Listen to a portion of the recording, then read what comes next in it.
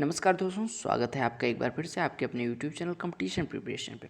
दोस्तों, जैसा कि आपका एसएससी सीजीएल का डिस्क्रिप्टिव एग्ज़ाम होने वाला है और आप सब ने लगभग कुछ ना कुछ एसेज लिख दिए होंगे, लेकिन आपको पता होगा कि आप ऐसे कैसा लिखते हैं ये मैटर नहीं करता।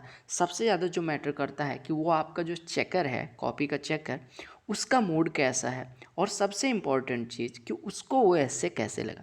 आप हो सकता है आप अपना ऐसे लिख के और अगर इवैल्यूएट करने की कही जाए आपसे तो आप अपने आप को 50 में 49 दे देंगे या कहीं कटिंग के कारण 1-2 नंबर काट लेंगे।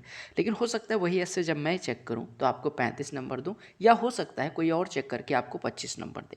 तो सबसे ज़्यादा इंपॉर्टेंट होता है कि एसएससी के जो चेकर होते हैं वो किस मूड से कॉपी चेक करते हैं और कैसा लिखने पर कितना नंबर मिलता है, ये आपके मन में डर होगा या डाउट होगा। तो इसी को लेके मैंने एसएससी सीएचएसएल की आज आपको कॉपी शेयर करने जा रहा हूँ। ऐसे में आपको 10 से 12 कॉपीज शेयर करूंगा जो आपके एसएससी सीजीएल टीयर 3 2018 वाली हैं और एसएससी सीएचएसएल 2018 वाली हैं। हालांकि आपको पता होगा कि इमेजिनरी यूएफएम डाल दिया गया था इस बार, जिसको लेके काफ़ी बवाल भी हुआ, लेकिन 2018 सीएचएसएल और सीजीएल दोनों से फर्स्ट टाइम छूट दी गई, रिलैक्सेशन मिली है। लेकिन आपके एसएससी सीजीएल 2019 में ऐसी छूट मिले ना मिले इस पे हम कुछ नहीं कहेंगे। तो आप लोग ध्यान रखिएगा कि कुछ एक चीज़ें नहीं लिखनी है। उसके लिए सबसे इम्पॉर्टेंट होगा कि आप नोटिफिकेशन का जो पेज, नोटिस पेज होता है, जो फर्स्ट पेज होता है यानी front page of your copy, उसको ध्यान से पढ़ें। तो ये आपको जो दिख रहा है आपकी स्क्रीन पे वो है front page of your copy. इस पर क्या लिखा होता है, इस पर आपका एक निबंध लिखने का कितना समय निर्धारित किया गया, कितने नंबर होंगे, ये सारी चीज़ें लिखी होती हैं। सबसे इम्पॉर्टेंट होता है कि आप अपना अनुक्रमांक लिखना ना भूलें। अनुक्रमांक सही से बॉक्सेज में लिखने होते हैं। आपने देखा होगा यहाँ पे बॉक्सेज कुछ इस प्रकार से बनाए जाते हैं, ध्यान से देखिएगा। आपके कुछ इस तरह से बॉक्सेज होते हैं जिनकी कॉपी है, ओरिजिनल कॉपी है, मैंने जो डिटेल्स हैं उनकी हाइड करी हैं। इस तरह से आपके बॉक्सेस होते हैं। उसमें जैसे आपका रोल नंबर है 1 2 3 4 5 6, तो आपको 1 यहाँ लिखना है, 2 यहाँ लिखना है, 3 यहाँ लिखना है, 4 यहाँ लिखना है, 5 यहाँ लिखना है, 6 यहाँ लिखना है, 7 8, इस तरह से। ओवर राइटिंग मत करिएगा, काफ़ी लोग अनुक्रमांक गलत लिख के फेल हुए हैं इस बार, ठीक है। हस्ताक्षर करना भी ना भूलें। आप लोग इन चीज़ों में देखो, आप भले 58 नंबर पा जाओ, लेकिन अगर इस पे मान लो आपने हस्ताक्षर नहीं किया, 0 मिल गया, तो आपको पता होगा कि आपका भविष्य वहीं खत्म। आपके मेंस तक कितने नंबर हैं डजेंट मैटर। सबसे ज़्यादा जो मैटर करता है टीयर 3 में पास होना, उसके बाद उसके नंबर, ठीक है। तो इन चीज़ों को तो कतई गलती ना करें, इन चीज़ों को ध्यान से भरें। फिर आपको यहाँ पे लेफ्ट थंब इम्प्रेशन देना होता है, वो भी अच्छे से ध्यान से दें। आपको सबसे इम्पॉर्टेंट जो पता होगा पॉइंट होता है कि अगर आपको ऐसे इंग्लिश में लिखना है तो इंग्लिश पे टिक करेंगे, और अगर हिंदी में लिखना है तो हिंदी पे टिक करेंगे। ऐसा नहीं इंग्लिश हिंदी दोनों को टिक कर दिया या किसी को नहीं टिक किया, जिसमें लिखना है। मान लो आपने यहाँ पे इंग्लिश टिक करके हिंदी में लिख दिया, तब भी आपकी कॉपी इवेल्युएट नहीं होगी। तो आपको एक काम करना है, जैसे इंग्लिश में लिखना है तो इंग्लिश में, हिंदी में लिखना है तो हिंदी में, ठीक है। सबसे इंपॉर्टेंट चीज़ ये थी। अब बात कर लेते हैं कि जो आपका इंस्ट्रक्शन दी जाती है, इंस्ट्रक्शन पेज या नोटिस पेज जो भी कहें, उसमें क्या होता है, कहा गया कि candidates are strictly advise not to write any personal identity. यहाँ पर रियल और इमेजिनरी लिखा गया है। इसका मतलब अगर आपका नाम कुछ भी है, मान लो आपका नाम रोहित है, जैसे मेरा नाम रोहित है, अब मैं मान लो अपनी कॉपी में सोहित लिख के आता हूँ या शोभित लिख के आता हूँ, तो भी एग्जामिनर को नहीं पता कि मेरा नाम रोहित है या मेरा नाम शोभित है, वो तुरंत यूएफएम कर देगा, ठीक है। तो आप यूएफएम होने के बाद आपको पता है 0 मार्क्स रिवार्ड कर दिए जाते हैं। तो इन चीज़ों से बचें। आपको जितनी चीज़ें दी गई हैं एड्रेस में, अगर एड्रेस इनकम्प्लीट दिया गया मेरे भाई तो इनकम्प्लीट ही लिख के आइएगा, कोई दिक्कत नहीं। आप वहाँ पे बहुत बड़े तेज बनने के चक्कर में 2 नंबर पैटर्न के कट जाएं। आपको पता होगा 5 नंबर पैटर्न के होते हैं। वो लेटर में बहुत बार हम गलतियाँ करते हैं, ऐसे मतलब ऐसे में तो बहुत कम ही गलतियाँ होती हैं नाम डालने वाली, लेटर में सबसे ज़्यादा गलतियाँ होती है। तो ध्यान रहे कि लेटर में एक भी जगह पे एक्स्ट्रा कुछ भी ऐड नहीं करना है। तो पहले हम पढ़ लेते हैं इस पेज पे क्या लिखा होता है। रियल और इमेजिनरी इज नेम, आप नेम कोई फर्जी नहीं लिखेंगे या अपना भी नहीं लिखना है, ठीक है। जो दिया गया है उतना, जितना क्वेश्चन पेपर में आया उतना ही। रोल नंबर नहीं डालेंगे कॉपी के अंदर, यहाँ पे तो डालना है लेकिन कॉपी के अंदर जहाँ पे आपका एस्से हो या लेटर लिख रहे हैं वहाँ पे नहीं डालना है। मोबाइल नंबर, जैसे कुछ लोग क्या करते हैं, मोबाइल, अब मान लो एड्रेस लिख रहे हैं 99 स्टार स्टार स्टार बना दिया तो फेल कर दिए जाओगे। एड्रेस में कुछ लोग इस बार ABC 1 2 3 लिख रहे थे, यूएफएम हुआ था, हालांकि बाद में बच गए, लेकिन आप लोग ऐसी गलती बिल्कुल मत करिएगा, जान हलक में मत डालिएगा, ठीक है। और आपको यहाँ पे दिया गया other than the name and address given in the question, ये आपको इंस्ट्रक्शन में दिया जाता है कि आप जो नेम और रोल नंबर दिया गया उसके सिवा कुछ भी ना लिखे तो बिल्कुल मत लिखिएगा, ठीक है। अदरवाइज यहाँ पे लिखा है otherwise their answer book will not be evaluated and they shall be awarded 0 marks. यहाँ पे शैल भी लिखा है, लेकिन यहाँ पे ये समझ लो कि 100% आपको 0 नंबर मिलेंगे, आप बच नहीं पाएंगे अगर आपने इनमें से कोई गलतियाँ की, तो आप लोग इन गलतियों से बचेंगे, ठीक है। आपको और थोड़ी सी इंस्ट्रक्शन मैं देना चाहूँगा कि जैसे आप ओवर राइट ना करें। मान लो आपका रोल नंबर 1 2 3 4 5 है, मान लो 4 के बगल में 5 लिख दिया, तो हल्का सा ऐसे कट मार के 5 बगल में लिख दें। आप ध्यान से इसको भरें, गलती हो ही ना, अगर गलती हो जाती है ओवर राइटिंग ना करें, ओवर राइटिंग से तुरंत 0 नंबर हो जाता है, ठीक है। तो ओवर राइटिंग करने से बचें। दूसरी चीज़, ऐसे लिखते समय आपको मान लो ऐसा लिखना है, एक लाइन है या एक सेंटेंस है आपके पास, आपका नाम क्या है, तो आप आपका एक बॉक्स में लिखेंगे, नाम एक बॉक्स में लिखेंगे, क्या एक बॉक्स में लिखेंगे, हैं एक बॉक्स में, और फुल स्टॉप, क्वेश्चन मार्क या कोई भी अगर मार्क लगाना है तो उसके लिए अलग बॉक्स नहीं यूज करेंगे। जिस बॉक्स में मान लो है के बाद फुल स्टॉप लगाना है तो है के बाद फुल स्टॉप, इज के बाद मतलब जैसे आई एम इल लिखना है, आई एम लिखा, इल लिखा, उसके बाद फुल स्टॉप इसी बॉक्स में लगेगा, ठीक है। अब ऐसा नहीं है एक ही बॉक्स में आई एम इल लिख दे रहे हैं, ठीक है। जो आपको कॉपी प्रोवाइड कर रहा हूँ ये CHSL की कॉपी है, इनको मिले हैं 61 मार्क्स, सॉरी 61 मार्क्स मिले हैं इनको। आपके ऐसे में मिले हैं 31 मार्क्स और लेटर में मिले हैं 30 मार्क्स। आपको पता होगा दोनों 50-50 का होता है। अच्छे मार्क्स हैं, इस बार का एवरेज 60 ही था, तो 61 मार्क्स अच्छे हो जाएंगे, ठीक है। तो चलिए स्टार्ट करते हैं, क्या लिखा इन्होंने देखिएगा। UFM पहले इनको मिला था, हाँ ये भी बता देना चाहता हूँ, UFM इनको मिला था एड्रेस के कारण। यहाँ पे देख सकते हैं UFM एड्रेस मिला था, और एड्रेस में इन्होंने केवल और केवल ABC ऐड करा था, ठीक है। बाद में जो कि हट गया UFM, तो ये बच गए। अब चलिए आते हैं, यहाँ पे लिखा होता है रफ पेज होता है, इस पर कुछ नहीं लिखना, मतलब एक पेज होता है। जैसे आपने ये राइट हैंड साइड का पेज होता है, एक लेफ्ट, जैसे आप कॉपी खोलेंगे तो एक पेज ये हो जाता है, एक पेज ये हो जाता है। तो इस पेज पे कुछ नहीं लिखना होता, जहाँ से क्वेश्चन होता है उसके नीचे से लिखना होता है, ठीक है। अब जैसे देखिए पहला ही मतलब जो प्रश्न होता है, आपको पता होगा कि CHSL और CGL में एक लेटर आता है, एक essay आता है। आपको कोई ऐसा नहीं दिया जाता कि आपको, ये MTS में हालांकि ऑप्शंस होते हैं, यहाँ पे आपको ऑप्शन नहीं दिया जाता। यहाँ पे आपका टॉपिक था write an essay on the following topic. क्या था topic? Population control is the only answer to all our problems. देखिए यहाँ पे इन्होंने कहा कि आपको पॉपुलेशन कंट्रोल पे नहीं लिखना था, आपको एक लाइन दी इन्होंने, population control is the only answer to all our problems. यानी आपको बताना है कि अगर हम पॉपुलेशन कंट्रोल कर ले रहे हैं तो वो उससे हमारी बहुत सारी समस्याएं या लगभग सभी समस्याएं कंट्रोल में आ जाएंगी। अब आपको सबसे इंपॉर्टेंट चीज़ होता है कि आप टॉपिक को समझें। अब कुछ लोग क्या काम करेंगे, पॉपुलेशन कंट्रोल पे लिखना शुरू करेंगे, 250 वर्ड्स लिख डालेंगे, ठीक है, या 275। आपको पता होगा 225 से लेके 275 वर्ड्स तक अलाउ होता है। अब 275 से आप एक्सीड करेंगे तो ऐसा नहीं 0 नंबर मिल जाएगा, 275 के बाद जो भी आपने लिखा है उस पर 0 मतलब उसको चेक नहीं किया जाएगा, ठीक है। और 225 से कम लिखा तो आपके लिए दिक्कत हो सकती है, नंबर काट लिए जाएंगे। बाकी ऐसा नहीं कि आपका इवेलुएट नहीं किया जाएगा, ठीक है। लेकिन कोशिश करिए कि 250 से 55 या 60 वर्ड में ख़त्म कर दें। तो चलिए स्टार्ट करते हैं। आपको टॉपिक समझ में आ गया होगा कि आपको बताना है कुल मिला के। सबसे पहले आपको दिखा टॉपिक कि पॉपुलेशन कंट्रोल हमारे उसमें टॉपिक में मेंशन है, तो सबसे पहले हम पॉपुलेशन कंट्रोल को हल्का सा एक मतलब विजन इस पर डालेंगे ऐसे में लिखते हुए। उसके बाद हम बताएंगे कि सर ये कैसे हमारी समस्याओं का निदान हो सकता है, ठीक है। तो चलिए इन्होंने क्या लिखा उसी पे बात करेंगे, और कहाँ पे नंबर कटे होंगे इन पे भी बात करेंगे। चलिए स्टार्ट करते हैं। इन्होंने क्या लिखा, the rank of India in terms of population is second after China. इन्होंने पॉपुलेशन के बारे में बताया कि इंडिया की जो पॉपुलेशन है वो चाइना के बाद विश्व में द्वितीय है, ठीक है। The population of India is approximately 125 crore as per the 2011 census. यानी कि 2011 की जनगणना के अनुसार इंडिया की पॉपुलेशन लगभग 125 करोड़ है, ठीक है।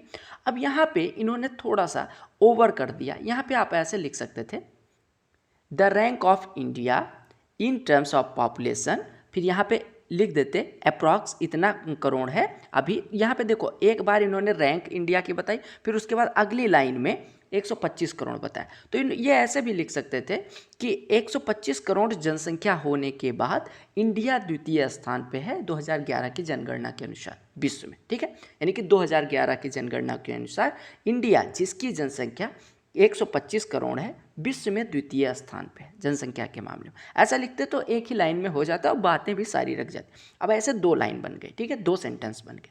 तो इस वजह से थोड़ा सा अट्रैक्टिव कम लगा। ऐसा नहीं है इनको 31 मार्क्स मिले, अच्छे मार्क्स हैं, तो थोड़ा सा आप इसको अच्छा लिख सकते हैं। ठीक है, मुझे लिखना होता तो मैं ऐसे लिखता।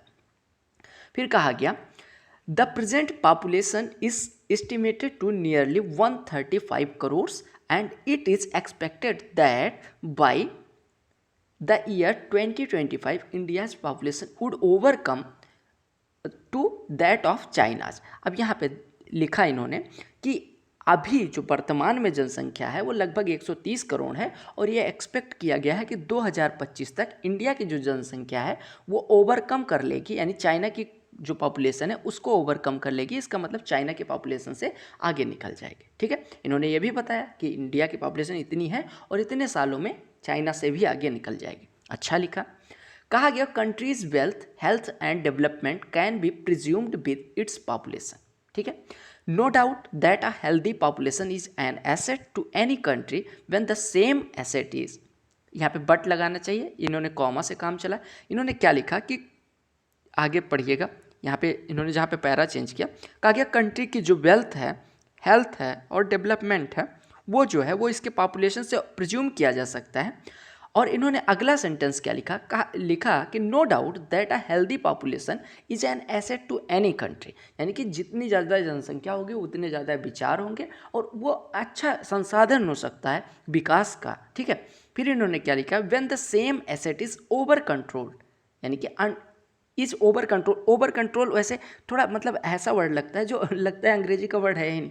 ठीक है, तो ये आप ऐसा लिख सकते हैं when the same asset is out of control. तो आउट ऑफ कंट्रोल थोड़ा अच्छा हो जाता है, ओवर कंट्रोल थोड़ा मतलब अट्रैक्टिव नहीं लगता। तो इन्होंने लिखा when the same asset is over control it becomes burden for the government of a country, यानी कि लिखा इन्होंने कि जब अनकंट्रोल हो जाती है कोई चीज़, हमारे कंट्रोल में नहीं रह जाती, ग्रिप में हमारे नहीं रह जाती कोई भी चीज़ हो, तो आपको पता होगा कि वो प्रॉब्लम करती है गवर्नमेंट को भी और देश के विकास सब चीज़ों को। ठीक है, फिर इन्होंने क्या लिखा, we can observe many examples from our country that are only due to excessive population and are perilous for the family, society and the country. इन्होंने लिखा कि दूर देखने की बात नहीं है, हम अपने देश में ही देख सकते हैं कि अत्यधिक जनसंख्या होने के कारण कई तरह की प्रॉब्लम्स हैं जो हमारे परिवार को भी इफ़ेक्ट करती हैं, सोसाइटी को भी इफ़ेक्ट करती हैं और फैमिली को कंट्री को भी इफ़ेक्ट करती हैं। ठीक है, अब देखो इन्होंने पहले पृष्ठभूमि बनाई कि जो आपका ओवर पॉपुलेशन है या हम कह सकते हैं जो इतना ज़्यादा पॉपुलेशन है उसको, उसके कारण देश की हालत में क्या मतलब क्या कह सकते हैं संकट आए हैं और उससे कैसे बचा जा सकता है। अभी तक उन्होंने ऐसा कुछ नहीं लिखा, इन्होंने अभी ओवर पॉपुलेशन के बारे में ही बताया। ठीक है, फिर कहा गया one of such example is lack of job employment in the country. ठीक है, अब इन्होंने लिखा कि ओवर पॉपुलेशन होने के कारण से, बहुत ज़्यादा जनसंख्या होने के कारण, पहला इन्होंने बताया कि जो है अनएम्प्लॉयमेंट है, अनएम्प्लॉयमेंट जो है बहुत कम एम्प्लॉयमेंट है। अब एक चीज़ आप बताइए, 125 करोड़ जनसंख्या हो या 130 करोड़ अभी तो हो गई होगी, और इसमें कितने लोगों को रोजगार दिया जाता है। बहुत सही मुद्दा इन्होंने उठाया, क्योंकि आप स्टूडेंट है तो एम्प्लॉयमेंट का मुद्दा आपके ऐसे में दिखना चाहिए। ठीक है, इन्होंने बहुत अच्छा लिखा। कहा गया the ratio of numbers of job seekers is much higher than the ratio of, यहाँ पे रेशियो ऑफ नहीं, the ratio of number of job seekers is much higher than the actual job creators. यहाँ पे creators आना चाहिए और यहाँ पे आपको लिखना चाहिए the ratio of number of job seekers is much higher than, नहीं इज हाई। अब यहाँ पे जब रेशियो की बात कर दी इन्होंने तो या तो ऐसा लिखते the number of job seekers is much higher than job creators, या ऐसे लिखते the ratio of number of job seekers is much greater than 1, यानी कि आप रेशियो की बात कर दी तो यहाँ पे ऐसा तो हो नहीं सकता कि जॉब क्या कहते हैं वो किसी से ज़्यादा या कम होगी। रेशियो ज़्यादा कम की बात हो ही नहीं सकती। आपको बताना है कि सर जो नंबर ऑफ जॉब सीकर्स हैं वो नंबर ऑफ जॉब क्रिएटर से ज़्यादा है। ठीक है, फिर उन्होंने लिखा if we talk about present scenario India is facing highest rate of unemployment. इन्होंने अनएम्प्लॉयमेंट के मतलब थोड़ा सा डेटा की बात करी कि यहाँ पे हाईएस्ट अनएम्प्लॉयमेंट रेट है इंडिया में देन द लास्ट 45 ईयर्स, यानी कि पिछले 45 सालों में सबसे ज़्यादा अनएम्प्लॉयमेंट रेट अभी है। फिर कहा गया the lack of proper efficient and satisfactory health care has also, क्या लिखा है इन्होंने, रीयूज्ड ये क्या लिखा है इन्होंने, reuse from the excessive population. अच्छा, ये कुछ इन्होंने लिखा है, समझ नहीं आ रहा है इन्होंने लिखना क्या चाहा है कि lack of proper efficient and satisfactory health care. जो अब एक चीज़ आप बताइए, बहुत ज़्यादा जनसंख्या हो जाएगी तो हमें सेटिस्फैक्ट्री हेल्थ केयर नहीं मिल पाएगा किसी भी सरकार के लिए, या किसी भी मतलब अब इतनी ज़्यादा जनसंख्या, हॉस्पिटल्स उस रेशियो में है नहीं, तो हमें प्रॉब्लम तो होगी। इन्होंने यही लिखना चाहा। कहा कि बी शुड बी थैंकफुल, यहाँ पे आना चाहिए, we should be thankful to our central government that implemented the national health protection scheme. अब इन्होंने बताया कि उन्होंने गवर्नमेंट ने क्या किया। अच्छा, कोई भी स्कीम है या कोई भी चीज़ है, आप ध्यान रखिएगा कि गवर्नमेंट के थोड़े से स्टेप जरूर मेंशन करिएगा, को काफ़ी ज़्यादा फायदेमंद होता है। मैंने देखा है, मुझे लास्ट ईयर 65 मिले थे 2017 सीजीएल में, और इस बार 18 में 75 मिले, तो मैंने थोड़ी सी स्कीम्स डिस्कस करी थी, तो मुझे लगता है उसका कहीं ना कहीं फ़ायदा मिला होगा। इन्होंने लिखा कि जो गवर्नमेंट है, सेंट्रल गवर्नमेंट, उसने क्या शुरू करा है, NHPS, यानी आपने नेशनल हेल्थ प्रोटेक्शन स्कीम जो शुरू करी है, उसके लिए थैंकफुल होना चाहिए। इन्होंने लिखा Ayushman Bharat and it would cover nearly 10 crore. इन्होंने लिखा कि जो आपका आयुष्मान भारत है वो 10 करोड़ लोगों को कवर करेगा, पुअर फैमिलीज को। Be the financial health security of 5 lakh पर फैमिली पर ईयर, यानी कि आपको पता होगा कि आयुष्मान भारत क्या है, 5 साल मतलब हर साल एक परिवार को 5 लाख रुपए तक की हेल्थ सिक्योरिटी देता है, ठीक है। कहा the conclusion of these examples is that government would be in a position to implement similar public schemes more and more if its population is controlled। इन्होंने लिखा कि मतलब देखो कितना सही बात को घुमाया। इन्होंने लिखा कि सर अगर ऐसे हम मतलब मान लो जनसंख्या अभी 125 करोड़ है, अगर यही जनसंख्या 80 करोड़ होती या 70 करोड़ होती तो ये चीज़ें बेहतरी से लागू होती, यानी बेहतर तरीके से लागू होती, ठीक है। इन चीज़ों की बेहतरी करी जा सकती थी। कहा गया it should not be only government duty to think of its public, rather public of a should come forward and must understand their social responsibility. इन्होंने क्या लिखना चाहा, फिर से मैं पढ़ता हूँ, थोड़ा सा समझ नहीं है क्या लिखा है इन्होंने। हाँ, it should not be only government duty, यानी ये केवल गवर्नमेंट का ही कर्तव्य नहीं है, बट ये पब्लिक का भी कर्तव्य होना चाहिए कि वो सोचे कि भैया हमें भी जनसंख्या नियंत्रण पे तो कहीं ना कहीं हमारा ध्यान जाना चाहिए, ठीक है, और ये हमारी सोशल रिस्पॉन्सिबिलिटी भी है। इन्होंने जैसा लिखा उसके लिए इनको मिले 31 मार्क्स। आपने देखा होगा कि बहुत ज़्यादा क्रिटिकल चेकिंग नहीं होती, अगर बहुत ज़्यादा क्रिटिकल चेकिंग होती तो हो सकता है इनको ज़्यादा मिलते और कम मिलते, और अगर हो सकता है बहुत थोड़ा नॉर्मल चेकिंग होती तो इनको 34 मिल सकते थे, ठीक है। मैं अगर चेक करता तो इनको मैं देता 30 मार्क्स, ठीक है। क्यों? क्योंकि ग्रामर की एक दो जगह एरर मिली है मुझे, एक दो जगह जहाँ पे मैंने ध्यान दिया है, और मुझे कुछ ऐसे सेंटेंसेस थे जो बहुत ज़्यादा अट्रैक्टिव नहीं लगे, तो मैं 30 मार्क्स इनको देता, ठीक है। हो सकता है आप इनको 35 मार्क्स दें, ठीक है। तो ऐसे हो सकता है, कॉपी चेकर के ऊपर डिपेंड करता है कि वो कितने मार्क्स देता है। तो आपने देख लिया, ऐसे मैं आपको कई सारी कॉपीज़ प्रोवाइड करता रहूँगा, आप लोग वीडियो को लाइक करते रहें। और बस अभी आपको शाम तक एक वीडियो और मिल जाएगी जिसमें हम और शेयर करेंगे एक और कॉपी जो सीजीएल की होगी, उन्होंने क्या लिखा। तो आप कई तरह के ऐसे अगर देख के जाएंगे तो आप अपना विचार वहाँ ढंग से लिख पाएंगे, ये ध्यान में रखते हुए कि एसएससी के चेकर मार्क्स कैसे देते हैं।